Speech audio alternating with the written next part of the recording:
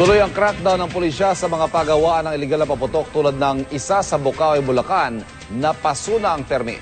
Saksi si Rida Reyes. Ang ganito katinding pagsabog sa pabrika ng paputok sa Cavite na ikinasawi ng hindi bababa sa 5 katao. At ang pagsabog na ito sa pagawaan ng paputok sa Bulacan nitong Abril na ikinamatay ng 2 tao.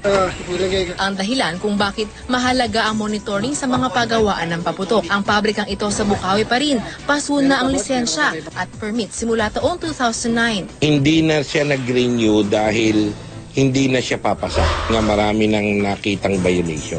Kumpiskado ang iba't ibang klase ng mga ipinagbabawal at malalakas na paputok tulad ng atomic bomb at bombshell na abot daw sa ₱1,000,000 ang halaga. Arestado naman ang 10 dinatnang gumagawa ng mga paputok na naharap sa kasong manufacturing firecrackers and pyrotechnics without license. Ang penalty niyan actually is from 6 months to 1 year. And may fine ng 20,000 to 30,000. Maging ang mga dinarayong tindahan ng paputok sa Bukawi, mahigpit ng binabantayan para di na maulit pa ang sunod-sunod na paputok na ito noong bisperas ng taong 2008 dahil lang umano sa upos ng sigarilyo. Kasunod naman ang ulat natin kahapon na itinatago lang ng mga nagtitinda sa Divisoria ang mga iligal na paputok. Naging matindi ang paninita ng pulis sa kanila kanina.